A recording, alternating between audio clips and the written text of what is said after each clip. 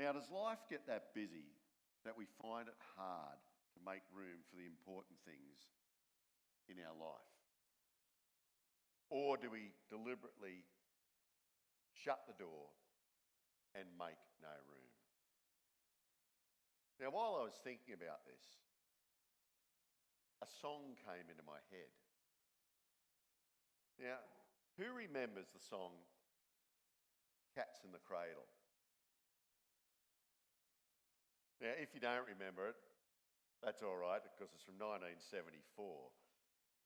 But does anyone know who wrote it? No, not Cat Stevens. That's a common misbelief. He never... No. No, Cat Stevens had nothing to do with it. It was written by a guy called Harry Chapin. But it was also a remake was done in 1992 by Ugly Kid Joe. Now we're going to spend a little bit of time in the lyrics because I think it'll help set the tone for today's talk. And it starts off like this. My child arrived just the other day. He came into the world in the usual way. But there were planes to catch and bills to pay. He learned to walk while I was away. And he was talking for I knew it. And as he grew, he'd say, I'm going to be like you, Dad. You know I'm going to be like you. I would have liked to have played this song this morning, but obviously copyright won't let me. I thought I might get Troy to sing it, but yeah, I realised that could be a disaster. But we get the idea from this first verse that work commitments and paying the bills, they've gotten in the way of spending time with his baby boy. And we get the name of the song from the chorus. And the cat's in the cradle and the silver spoon, little boy blue and the man in the moon. When are you coming home, Dad? I don't know when. But we'll get together then. You know we'll have a good time then. How many of us dads have made promises like that? In the second verse, the little boy turns 10 and Dad gives him a ball. The boy asks, can we play ball? And Dad replies, not today, son. We'll come back to this song a little bit later on. But unlike the character from Harry Chapin's song, who seemed through life's circumstances to have no time or room for his son, Herod is deliberately deceitful and purposely trying to have no room for Jesus. And our passage this morning kicks off with the Magi arriving in Jerusalem in verses 1 and 2. After Jesus was born in Bethlehem in Judea, during the time of King Herod, Magi from the east came to Jerusalem and asked, where is the one who has been born King of the Jews? We saw his star when it rose and have come to worship him. Now these guys, they've had their story immortalised in the Christmas carol, We Three Kings. But the fact of the matter is, we don't really know how many of them there were. And it's highly unlikely they were actually kings. The Magi were usually leading figures in the religious courts of their respective countries. And these guys, they've made a long trip from the east with their servants and their guards to find the one born King of the Jews. Now, verse 3 tells us that Herod was disturbed and all of Jerusalem with him. Now, I understand Herod being a bit put out by this. After all, wasn't he King of the Jews? Well, yeah, but it's not quite that simple. When the Romans under Pompey in 63 BC conquered Judea, they placed a local figure on the throne to rule for them. And this was a pretty common thing for the Romans to do when they conquered a country and took it over. And eventually in 37 BC, that person was Herod. Now, Herod wasn't a Jew. He was born from Idumean and Nabatean heritage. And of course, the Nabateans, they were a displaced Arabian people who set themselves up in what is now modern-day Jordan, which is east of Jerusalem. Now, the capital of Nabatea, or the Nabateans, was made famous by a movie, wasn't it? Indiana Jones and the Last Crusade. That was their capital. And the Idumeans, they were from south of Jerusalem. And they were originally the Edomites of the Old Testament.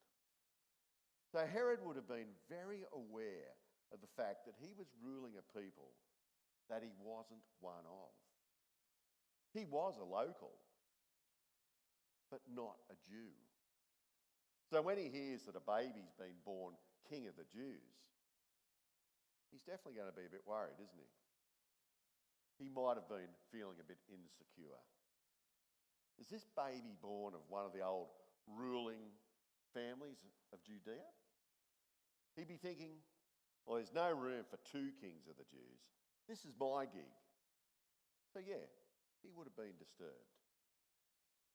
But why all Jerusalem with him? Well, this is probably referring to the religious and political leadership of Jerusalem. But this is a group of people that you would think would be overjoyed to hear of the birth of the Messiah. After all, haven't they been waiting hundreds of years for this to happen? Is it that this birth hasn't been broadcast as the birth of a great leader?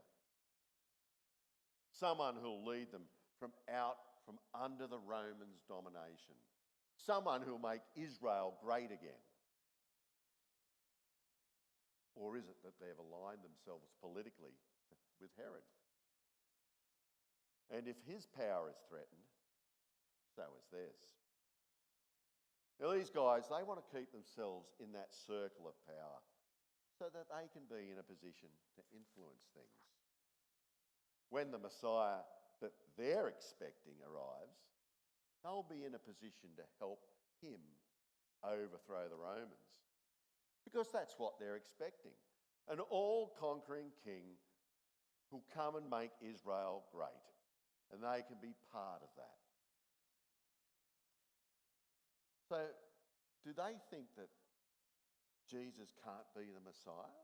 Because this baby is born to a lowly carpenter in a manger? He can't be the Messiah that they're expecting. Herod gets together with his chief priests and the teachers of the law and asks them about this. And what they came out with certainly wasn't going to give Herod any peace of mind. But in verse 6, "But you, Bethlehem, in the land of Judah, are by no means least among the rulers of Judah. For out of you will come a ruler who will shepherd my people Israel. Out of Bethlehem will come a ruler who will shepherd his people."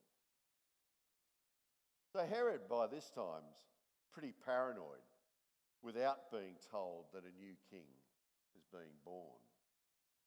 He'd already had members of his own family imprisoned and executed, including a wife and 2 sons.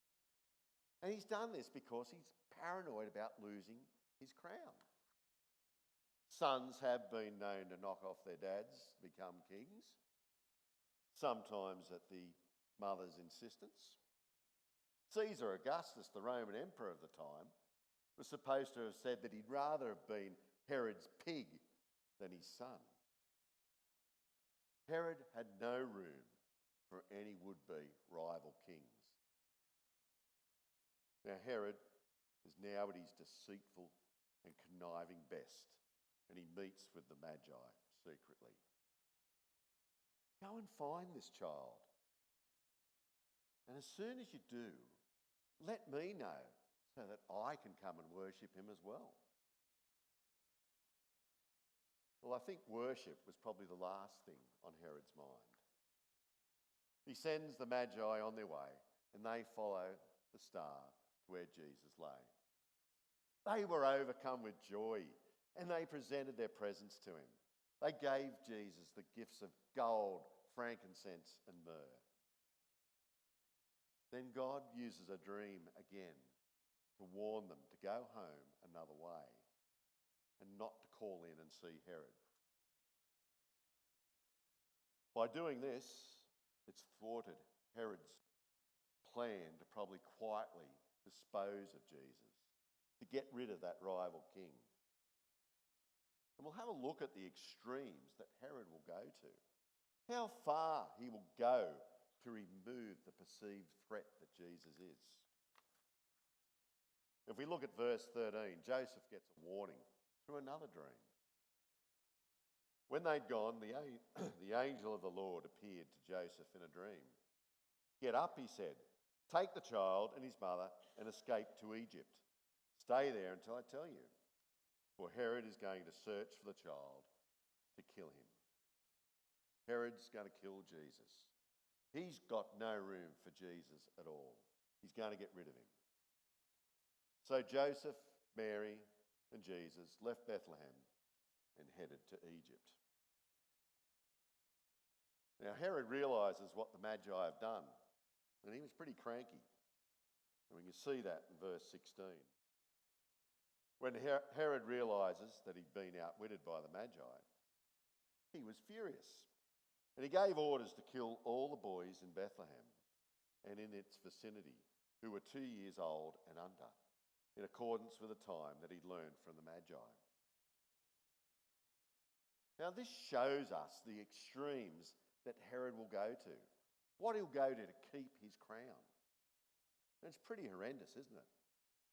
We don't know how many young boys were killed, but it was pretty extreme even for a king of that time. Because kings in those days had to be pretty ruthless to keep their thrones.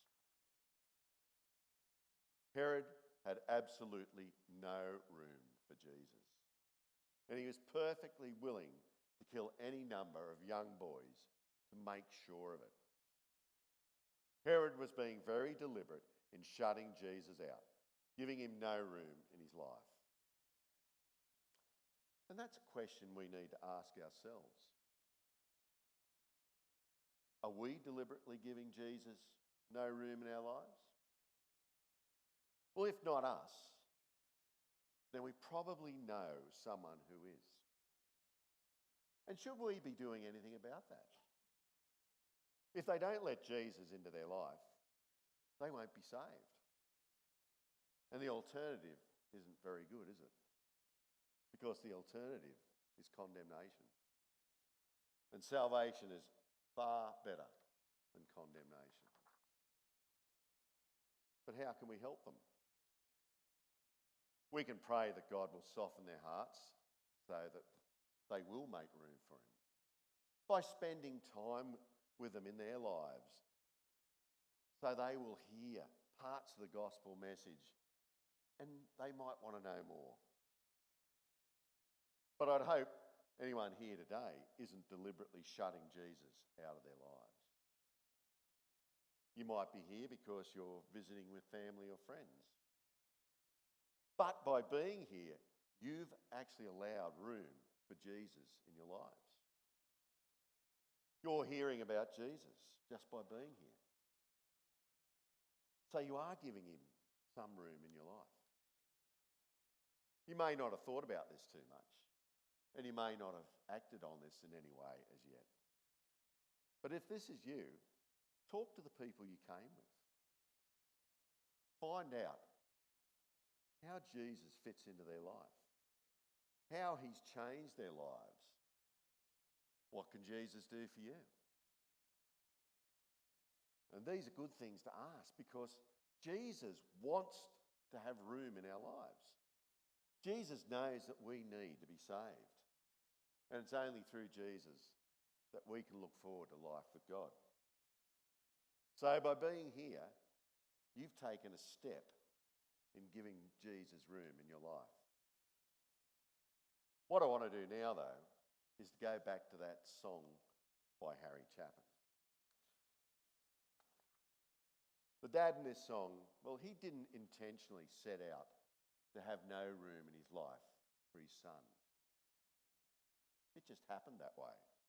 Life just seemed to get in the way.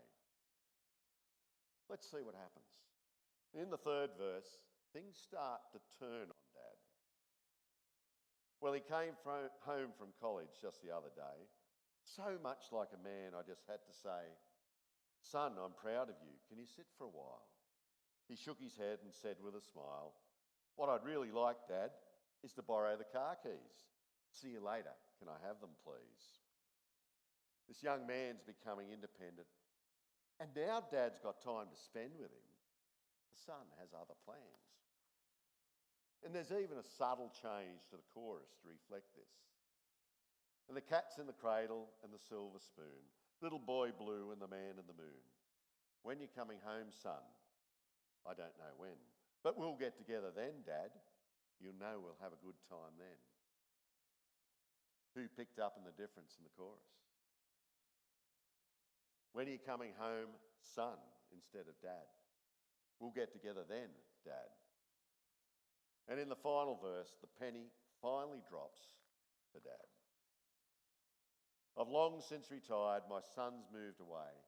I called him up just the other day. I said, "I'd like to see you if you don't mind." He said, "I'd love to, Dad, if I could find the time. You see, my new job's a hassle and the kids have the flu. But it's sure nice talking to you, Dad. It's been sure nice talking to you." And as I hung up the phone, it occurred to me, he'd grown up just like me. My boy was just like me.